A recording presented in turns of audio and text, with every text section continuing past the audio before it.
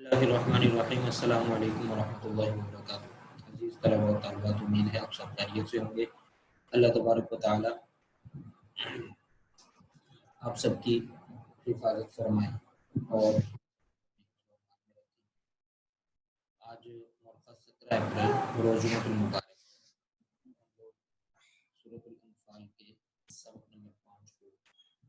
آگے بڑھائیں گے، اور جو آیات گزشتہ سبق کے اندر پڑھی تھی امید ہے آپ رات میں اس کو یاد کر لیا ہوگا۔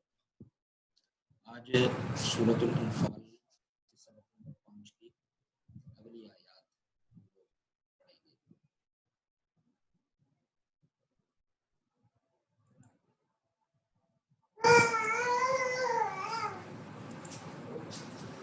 بسم اللہ الرحمن الرحیم۔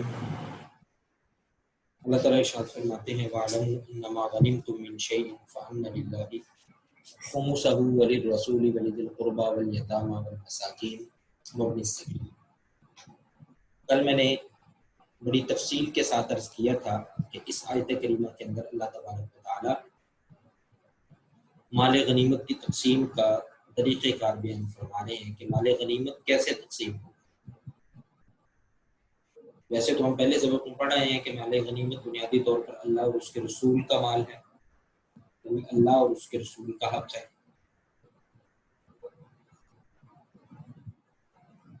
لیکن اس سبق کے اندر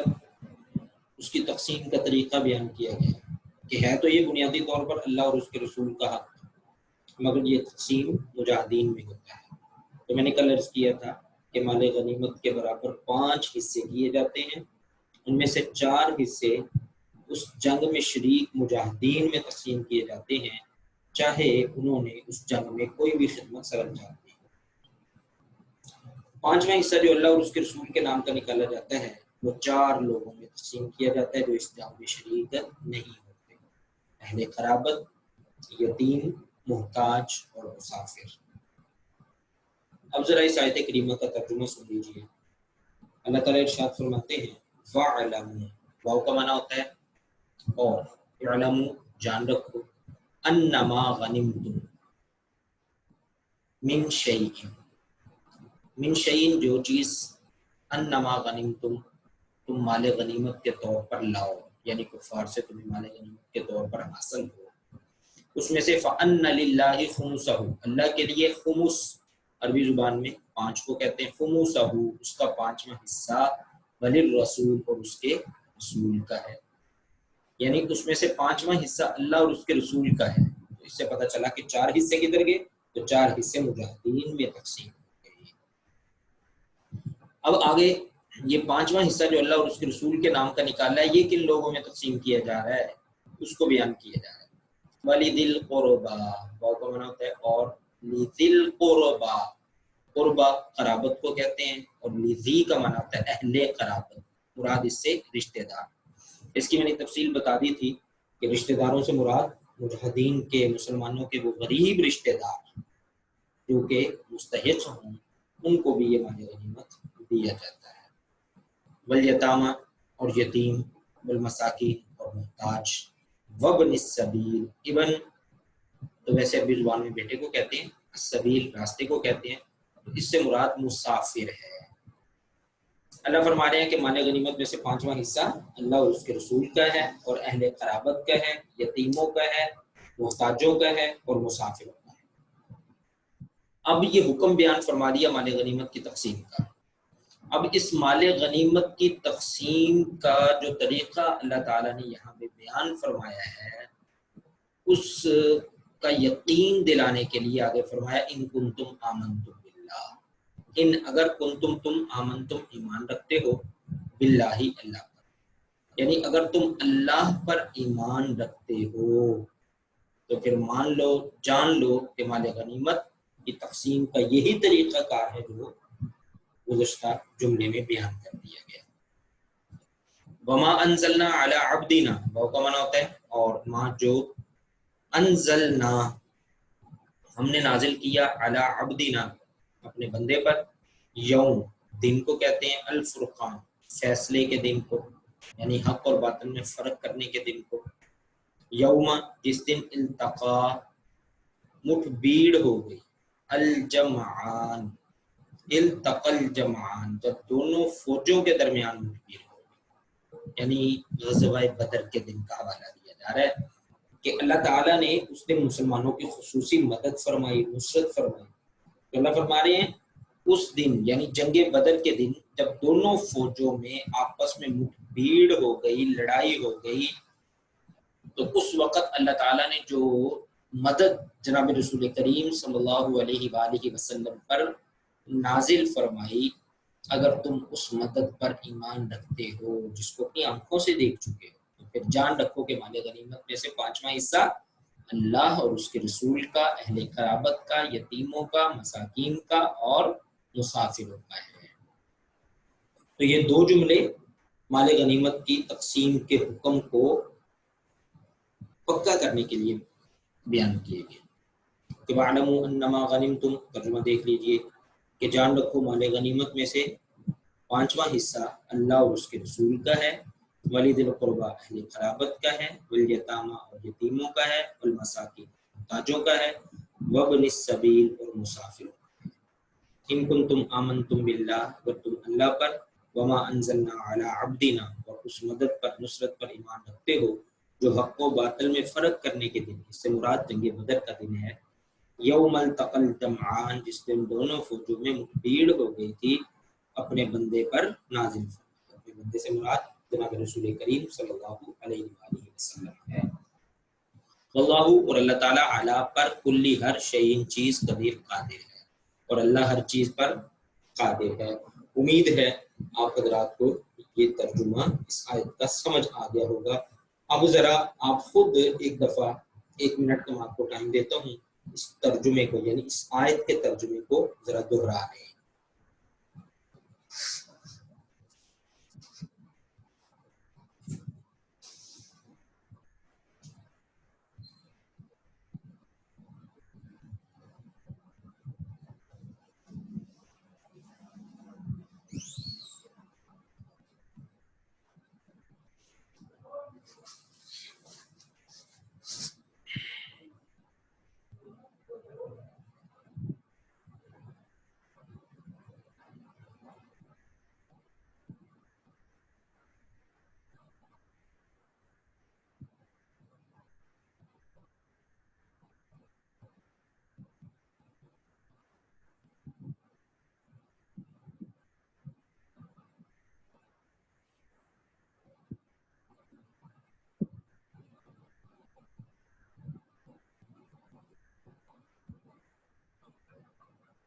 जी बेटा,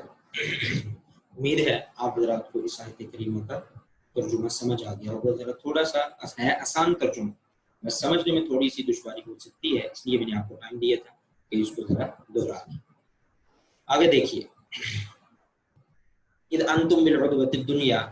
व हुम बिल उद्वतिल कुस्वा वर्रकबु अस्फला मिनकुम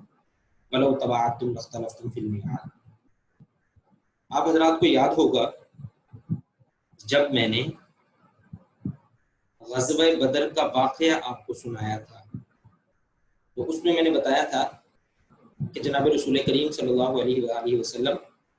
मुसलमानों को लेकर मदीना मुनव्वरा से बाहर उस जगह पर तशरीफ़ लाए जहाँ से अबू सुफियान का तिजारती काफ़िला गुजरने वाला था। तो जब जनाब रसूल करीम सल्लल्लाहु अलैहि वसल्लम उस मुकाम पे पहुँचे तो अबू सुफियान को किसी तरह से खबर हो गई, तो उसने फ़ौरन से रास्ता बदल लिया। तो अब वो काफिला तो मुसलमानों के हाथ से निकल गया। अब फिर अल्लाह ताला की तरफ से आगे चलने का हुक्म आया, वो सारी तफसील मैं अर्ज़ कर चुका। इस आयत करीमा के अंदर उस वाक़या की तरफ इशारा किया जा रहा है कि जब आप मदीना मुनव्वरा से बाहर उस जगह पर अबू सुफियान के तिजारती काफिले का इंतज़ार कर रहे थे और अबू सुफियान का वो तिजारती काफिला तुम्हारे हाथ से निकल गया, तुमसे दूर निकल गया और तुम लोग वहीं पे इंतज़ार करते रह गए। फिर अल्लाह ताला की तरफ से ये हुक्म आया। वहाँ पे मैंने बड़ी तफसील के साथ ये भी अर्ज़ किया था कि अगर अल्लाह ताला चाहते तो मुसलमानों का आमना सामना अबू सुफियान के उस तिजारती काफिले से हो सकता था, लेकिन होता वही है जो अल्लाह ताला को मंजूर होता है। और अल्लाह ताला को एक तो हक़ और बातिल में फ़र्क करना मकसूद था, सच और झूठ में फ़र्क करना मकसूद था, دوسرا مسلمانوں کی مدد اور نصرت فرما کر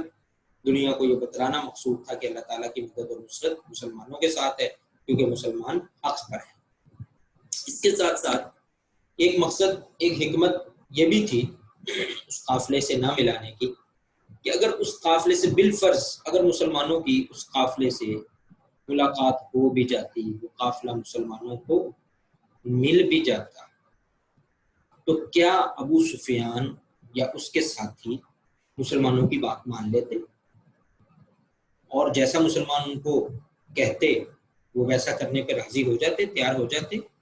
کیا ایسا ممکن تھا؟ تو ایسا قطعاً ممکن نہیں تھا، کیونکہ یہ وہی لوگ تھے کہ جن کو مکہ مکرمہ میں 13 سال تک مسلسل جناب رسول کریم صلی اللہ علیہ وآلہ وسلم سمجھاتے رہے ہیں،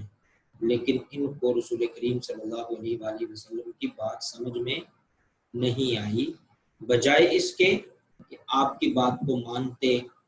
اور آپ صلی اللہ علیہ وآلہ وسلم پر ایمان لاتے، وہ تو الٹا دشمنی پہ اتر آئے تھے۔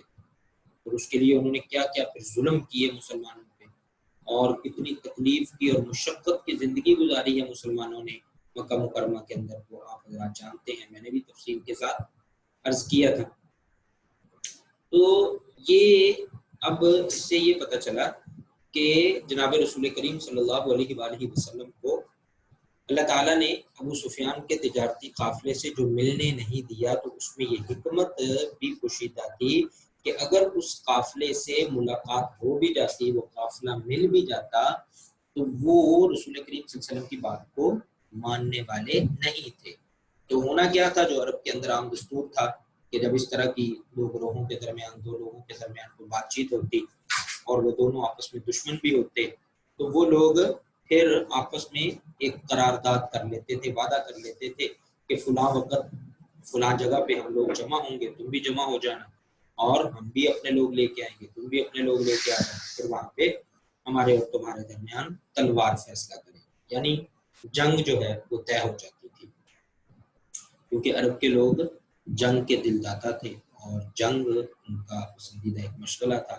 تو اس مقصد کے لیے تو وہ لوگ پھر ایسا کرتے تھے۔ تو یہاں پر بھی اللہ تعالیٰ یہی فرما رہے ہیں کہ اگر اس قافلے سے تمہاری ملاقات ہو جاتی، وہ تمہیں مل جاتا، تو ایسا نہیں تھا کہ وہ تمہاری بات مان لیتے، بلکہ انہوں نے وہی کرنا تھا جو عام عرب میں دستور چلا آ رہا تھا کہ وہ آپ سے کسی معین جگہ پر جمع ہونے کی بات کر لیتے، وعدہ کر لیتے، پھر وہاں پہ پہنچنے میں ہو سکتا تھا تو کوئی تقدیم و تاخیر بھی ہو سکتی تھی۔ تو اللہ تعالیٰ نے اس سارے جھنجھٹ سے مسلمانوں کو بچایا اور ڈائریکٹ ہی مسلمانوں کا مقابلہ کفار کے لشکر کے ساتھ کروا کے پھر مسلمانوں کو وہاں پہ فتح عطا فرما کے دنیا کو یہ پیغام دے دیا کہ اللہ تعالیٰ کی مدد اور نصرت مسلمانوں کے ساتھ ہے، کیونکہ مسلمان حق پر ہے۔ امید ہے آپ حضرات کو سمجھ آ گیا ہوگا۔ اب اس آیت کریمہ کا ترجمہ دیکھیے، فرمایا اذ انتم، اذ کا معنی ہوتا ہے جس وقت، انتم تم، بالعدوۃ الدنیا، عدوہ عربی زبان میں کنارے کو کہتے ہیں، ناکے کو کہتے ہیں، دنیا، دنیا قریب کی چیز کو کہا جاتا ہے۔ یہ ہم اپنے اس زمانے کو بھی دنیا کہتے ہیں، تو اس کو دنیا کہنے کی وجہ ہی یہ ہے کہ دو زمانے ہیں، ایک یہ زمانہ جس میں ہم جی رہے ہیں، اور ایک اس کے بعد آنے والا زمانہ ہے جس کو آخرت کہتے ہیں، قیامت کا دن کہتے ہیں۔ تو قیامت کے دن کو آخرت اسی لیے کہتے ہیں کہ وہ زمانہ ہم سے دور ہے، یعنی بعد میں آنے والا ہے، اور جس زمانے میں ہم رہ رہے ہیں، جی رہے ہیں، یہ زمانہ ہمارے قریب ہے، یعنی ہم اس میں موجود ہیں، اس لیے اس کو دنیا کہتے ہیں۔ تو بالعدوۃ الدنیا، عدوہ کا معنی ناکا، کنارہ، الدنیا قریب، وہم اور وہ سے مراد کافر، یعنی ابو سفیان کا قافلہ، عدوۃ القصویٰ، عدوہ کنارہ، قصویٰ بعید، دور کا کنارہ جو ہے، دو کنارے تھے، یعنی کہ ایک مسلمان مکہ مکرمہ سے، مدینہ منورہ سے باہر اس جگہ پہ آ کے کھڑے ہو گئے اور انتظار کرنے لگے ابو سفیان کے تجارتی قافلے کا۔ تو ابو سفیان کو خبر ہو گئی تو اس نے راستہ بدل لیا اور وہ شہر کے دوسرے کنارے سے پلٹ کر واپس چلا گیا اور اس نے دوسرا راستہ اختیار کر لیا۔ تو اللہ تعالیٰ اس کو بیان فرما رہے ہیں کہ جس وقت تم مدینہ کے قریب کے کنارے پر تھے، یعنی مدینہ مسلمانوں کے بالکل قریب تھا اور کافر جو ہے وہ دوسرے کنارے پر تھے اور مدینہ ان سے دور تھا۔ والرکب اسفل منکم، الرکب عربی زبان میں قافلے کو کہتے ہیں، اسفل، اسفل کا معنی ہوتا ہے نیچے، منکم تم سے، اور قافلہ تم سے نیچے اتر گیا تھا، یعنی تم سے دور نکل گیا تھا، تمہارے ہاتھ سے نکل گیا تھا۔ اب آگے وہی بات جو میں نے عرض کی تفصیل کے ساتھ کہ ولو تواعدتم، اگر اس قافلے سے ملاقات ہو بھی جاتی تو اللہ فرماتے تم لوگ آپس میں کوئی قرارداد کر لیتے، یعنی آپس میں کوئی وعدہ کر لیتے کسی جگہ پہ جمع ہونے کا، تو لاختلفتم فی المیعاد، پھر اس وقت مقررہ پر پہنچنے میں تقدیم و تاخیر ہو سکتی تھی۔ ولیکن لیقضی اللہ امرا کانا، ولیکن لیکن لیقضی اللہ امرا کانا مفعولا، جو کام اللہ کو منظور تھا وہ ہو کر رہنے والا تھا، اور اللہ تعالیٰ یہی چاہتے تھے کہ اسے کر ڈالے۔ اللہ تعالیٰ کو کیا منظور تھا؟ حق اور باطل میں فرق مقصود تھا، اور اللہ تعالیٰ کو سچ اور جھوٹ میں فرق کرنا منظور تھا، اور مسلمانوں کی مدد کر کے انہیں فتح عطا فرمانا مقصود تھا۔ تو اللہ تعالیٰ کو یہ منظور تھا، اور جو اللہ کو منظور ہوتا ہے اللہ تعالیٰ وہی کام کرتے ہیں۔ فرمایا لیہلک من ہلک عن بینہ، لیہلک تاکہ جو مرے، من ہلاکا وہ مرے، عن بینہ بصیرت پر، بصیرت پر سے مراد یہ ہے کہ یقین جان کر مرے، یعنی اس لڑائی میں جو مرے چاہے وہ کافر ہو تو اسے بھی پتہ چلے کہ میں غلط تھا، اور اگر مسلمان شہید ہو تو اسے بھی پتہ چلے کہ میں حق پر تھا۔ وَيَحْيَا مَنْ حَيَّ عَنْ بَيِّنَةٍ، وَيَحْيَا اور جو جیتا رہے زندہ رہے، من حی عن بینہ وہ بھی بصیرت پر جیتا رہے، یعنی کہ حق پہچان کر جیتا رہے۔ ایسا ہی ہوا، جو کافر مرے پتہ چل گیا مرنے کے بعد کہ ہمارا کیا ٹھکانا ہے، کیونکہ ہم غلط تھے، اللہ اور اس کے رسول کے مخالف تھے۔ جو مسلمان شہید ہوئے تو شہید کو تو ابھی اس کے خون کا پہلا قطرہ زمین پر نہیں گرتا کہ اللہ تعالیٰ اسے جنت میں اس کا مقام دکھا دیتے ہیں، اس کو بھی پتہ چل گیا۔ اور جو لوگ بچ گئے زندہ رہے چاہے وہ مسلمان تھے یا کافر تھے، تو اس جنگ کے بعد، اس لڑائی کے بعد ان کو پتہ چل گیا کہ ہم لوگ حق پر تھے یا ہم باطل پر۔ وَإِنَّ اللَّهَ لَسَمِيعٌ عَلِيمٌ، وَإِنَّ اور بے شک اللہ تعالیٰ لَسَمِيعٌ سننے والا، علیم جاننے والا ہے۔ وَإِنَّ اللَّهَ لَسَمِيعٌ عَلِيمٌ،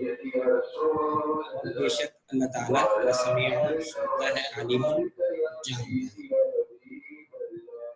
اِذْ يُرِيكَهُمُ اللَّهُ فِي مَنَامِكَ قَلِيلًا وَلَوْ أَرَاكَهُمْ كَثِيرًا لَفَشِلْتُمْ وَلَتَنَازَعْتُمْ فِي الْأَمْرِ وَلَكِنَّ اللَّهَ سَلَّمَ۔ ان آیات کریمہ کے اندر، یہ سبق کے اینڈ تک اللہ تعالیٰ نے ایک اور انعام اور احسان کا ذکر فرمایا جو غزوہ بدر کے موقع پر مسلمانوں پر کیا گیا۔ وہ انعام اور احسان یہ ہے کہ جیسے اللہ تعالیٰ نے مسلمانوں کی مدد کے لیے فرشتوں کو بھیجا، آسمان سے بارش نازل فرمائی، مسلمانوں پر دین طاری کی، کافروں کے دلوں کے اندر مسلمانوں کا رعب اور خوف پیدا کیا، یہ سارے اللہ تعالیٰ کے انعامات ہیں۔ اس کے ساتھ ساتھ ایک انعام اللہ تعالیٰ نے یہ بھی فرمایا کہ 16 رمضان المبارک سن 2 ہجری کو مسلمان بدر میں پہنچے، اور 17 رمضان المبارک سن 2 ہجری کو لڑائی ہوئی ہے اور جنگ بدر ہوئی ہے۔ تو یہ جو 16 اور 17 کے درمیانی رات، اس رات میں اللہ تعالیٰ نے مسلمانوں پر نیند طاری کی، ہم دوسرے سبق میں پڑھا ہے۔ تو اس نیند میں اللہ تعالیٰ نے تمام مسلمانوں کو ایک ہی جیسا خواب دکھایا، اور اس خواب کے اندر مسلمانوں نے یہ دیکھا کہ کافر تعداد میں تھوڑے ہیں، ان کی تعداد کم ہے، حالانکہ حقیقت کے اندر کافر مسلمانوں سے تعداد میں 3 گنا زیادہ ہے۔ اچھا، اس کا فائدہ یہ ہوا کہ جب صبح کو مسلمان بیدار ہوئے نیند سے، تو ایک تو مسلمانوں کی تھکاوٹ اتر چکی تھی، دوسرا مسلمانوں کی نیند پوری ہونے کی وجہ سے وہ لوگ تازہ دم تھے، اور تیسرا جو رات خواب دیکھا تھا اس کا یہ اثر تھا کہ مسلمان بالکل خوش اور احساس، اور پھر اس کے بعد اللہ تعالیٰ فرما رہے ہیں کہ اگر اللہ تعالیٰ مسلمانوں کو خواب میں بھی کافروں کی تعداد زیادہ کر کے دکھاتے تو مسلمان جی چھوڑ دیتے اور گھبرا جاتے، پریشان ہو جاتے، تو اس لیے اللہ تعالیٰ نے خواب میں مسلمانوں کو ایسا دکھایا۔ اب سوال یہ پیدا ہوتا ہے کہ چلیں جی ٹھیک ہے، مان لیا کہ خواب میں مسلمانوں کو کافروں کی تعداد تھوڑی دکھائی گئی، تو کیا جب صبح کو دونوں فوجیں آمنے سامنے ہیں تو کیا اس وقت مسلمانوں کو پتہ نہیں چلا کہ کافر تعداد میں ہم سے 3 گنا زیادہ ہے، یا تعداد میں ہم سے بہت زیادہ ہے؟ تو اس کا جواب بھی انہی آیات کریمہ کے اندر ہے کہ اللہ تعالیٰ نے جب صبح کو دونوں فوجیں آمنے سامنے ہوئیں تو اللہ تعالیٰ نے اس وقت بھی مسلمانوں کی نظروں میں یہی دکھایا کہ کافر تھوڑے ہیں، تعداد میں ہم سے کم ہے۔ اس کا فائدہ یہ ہوا کہ مسلمان جو ہے وہ ثابت قدم ہو کر لڑے، اور انہیں یہ لگ رہا تھا کہ تھوڑے سے ہیں تو ہم ان سے مقابلہ کر سکتے ہیں۔ دوسری طرف جو کافر تھے ان کو بھی اللہ تعالیٰ نے جب دونوں فوجیں آمنے سامنے ہوئی تو اللہ تعالیٰ نے ان کی نظروں میں مسلمانوں کو کم کر کے دکھایا، حالانکہ وہ دیکھیں اگر حقیقت میں تو مسلمان ان سے کم تھے، واقعتاً کم تھے، تو جب صبح کو آمنا سامنا ہوا تو اور بھی کم کر کے دکھایا، اس کا بھی فائدہ مسلمانوں کو ہوا۔ حالانکہ چاہیے یہ تھا کہ کافروں کی نظروں کے اندر مسلمانوں کی تعداد بڑھا کر دکھائی جاتی تو وہ ڈر جاتے ہیں، لیکن میں نے پہلے عرض کیا کہ ہوتا وہی ہے جو اللہ تعالیٰ کو منظور ہوتا ہے، اور اللہ تعالیٰ نے کافروں کی نظروں میں مسلمانوں کو تھوڑا کر کے دکھایا، جس سے وہ پہلے ہی بڑے تکبر میں اور غرور میں بڑھے ہوئے تھے اور وہ یہ سمجھ گئے تھے کہ مسلمان کمزور ہیں اور ہم ان کا خاتمہ کر دیں گے۔ تو جب انہوں نے مسلمانوں کو دیکھا کہ مسلمانوں کی تعداد تھوڑی ہے تو وہ اور بھی زیادہ خوش فہمی میں مبتلا ہو گئے اور بالآخر اپنی اسی خوش فہمی میں مارے گئے۔ تو ان اگلی آیات کریمہ کے اندر سبق کے آخر تک اللہ تعالیٰ نے یہی انعام اور احسان ذکر فرمایا ہے، جس کی تفصیل میں نے عرض کر دی ہے۔ تو اب آپ حضرات ترجمہ ذرا غور سے دیکھ لیں۔ فرمایا اذ یریکہم اللہ فی منامک قلیلا، اس کا معنی ہوتا ہے اس وقت یریکہم تمہیں دکھایا اللہ تعالیٰ نے فی منامک، فی کا معنی ہوتا ہے میں، منامک نیند میں، قلیلاً کافروں کی تعداد کو تھوڑا کر دیا،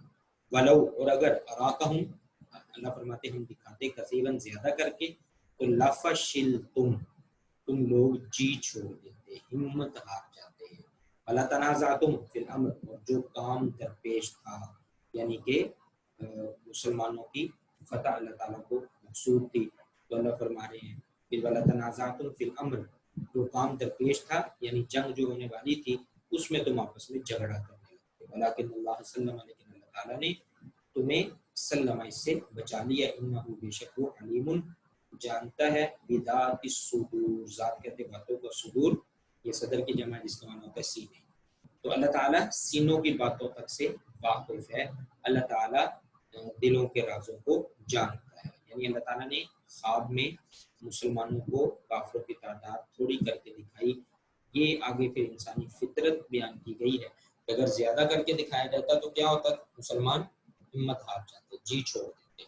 ولا تنازعتم اور پھر آپس میں جھگڑنے لگتے، جھگڑے سے مراد یہاں پہ یہ ہے کہ پھر یہ کہنے لگتے کہ ہمیں لڑنا چاہیے یا نہیں لڑنا چاہیے، یا اگر لڑنا چاہیے تو ہم کیسے لڑیں گے، اور یہ اس طرح کی باتیں، تو اللہ تعالیٰ نے ان تمام باتوں سے مسلمانوں کو بچا لیا، فرمایا ولیکن اللہ